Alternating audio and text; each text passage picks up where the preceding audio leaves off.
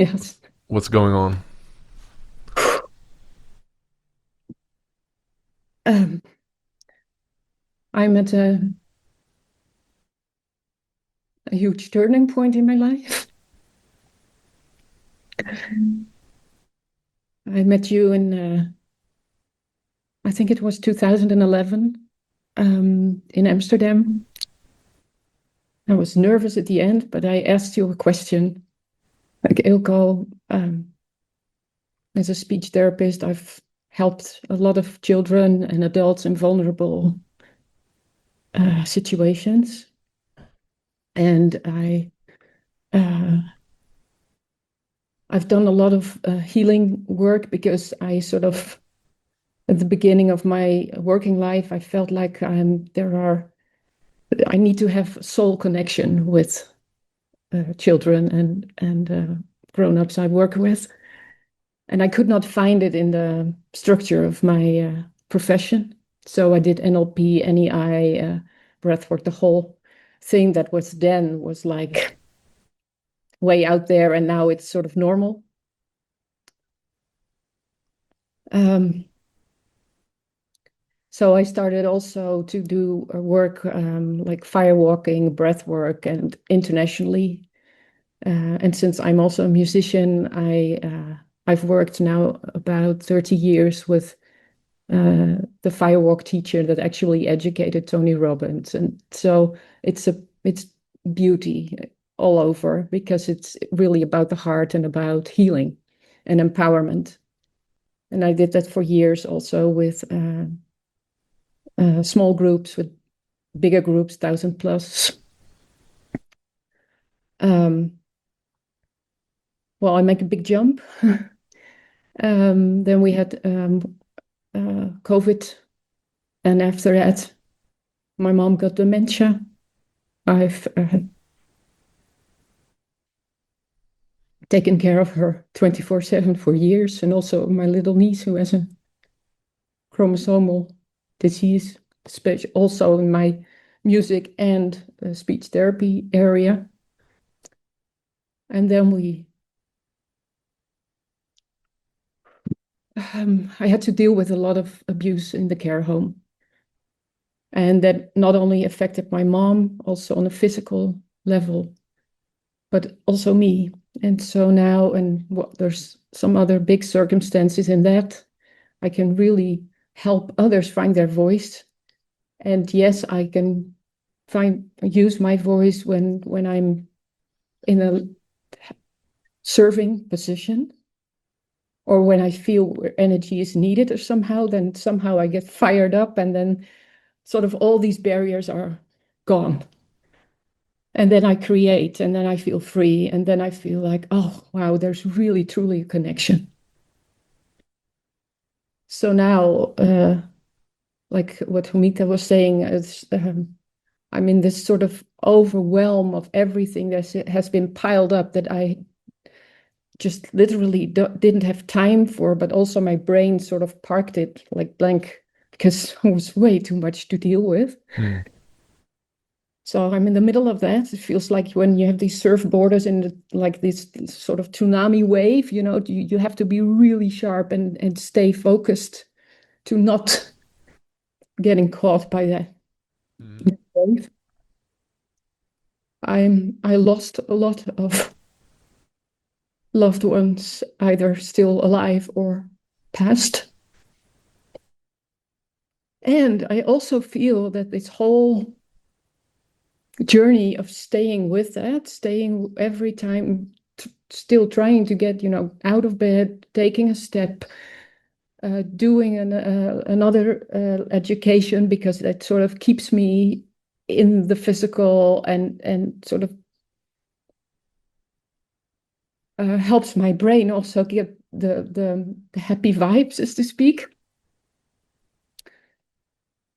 Um, that takes a lot. But a few months ago, I was with you again in Amsterdam, and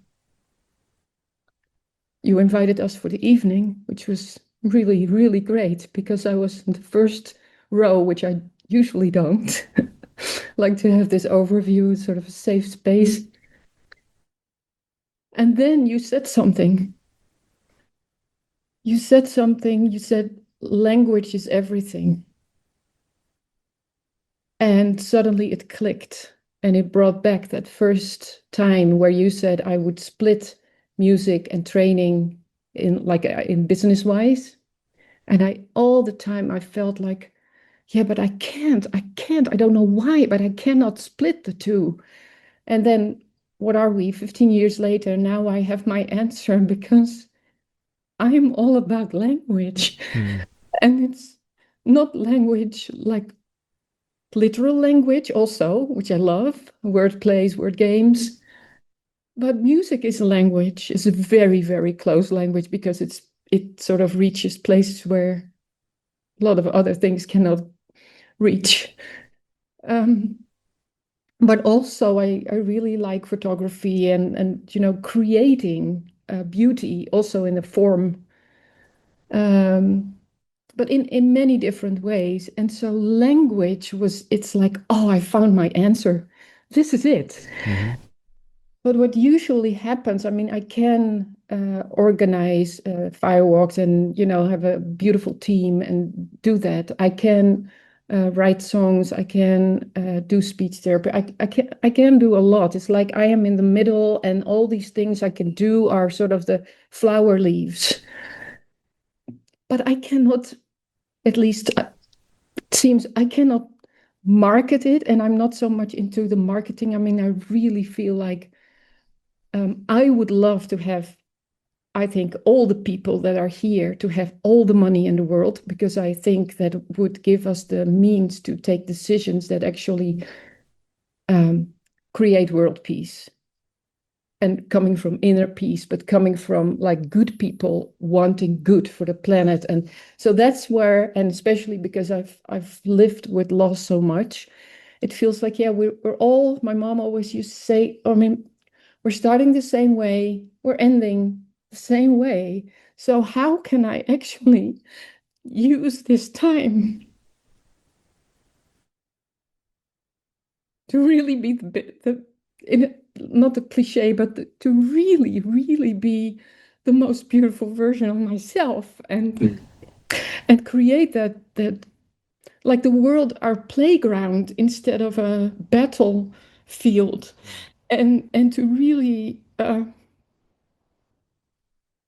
even the people who do so much evil, which I it's really I can understand, but I cannot grasp it on an emotional level. But I really, really wish that we as whole could create the playground, because there's so much potential. I mean, everybody is unique, and everybody, there's nobody with the same voice. Every single person, I mean, how many are we in the world? Every single person has a different voice, it's a different expression. And I said that at the end, when you asked for her feedback in that evening, I just said I would just love to have that happen. And then you said there are two ways to create success, and one of them is to just stay open for miracles. And so I just try to keep that, because I know, but there's also so much still moving. Mm-hmm.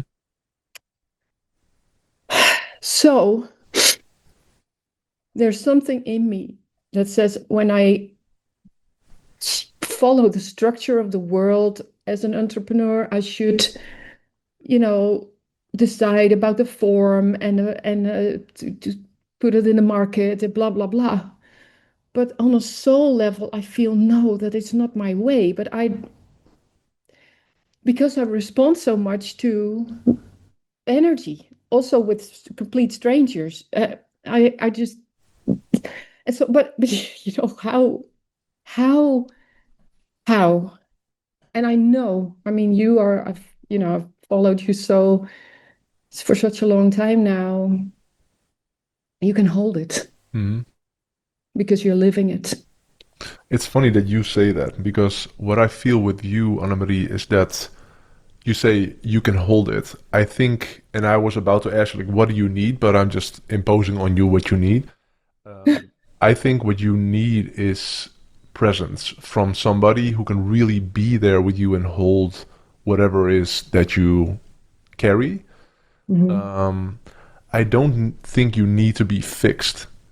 I don't think that you need another strategy or another method or another therapy or but you've been through so much in the last couple of years.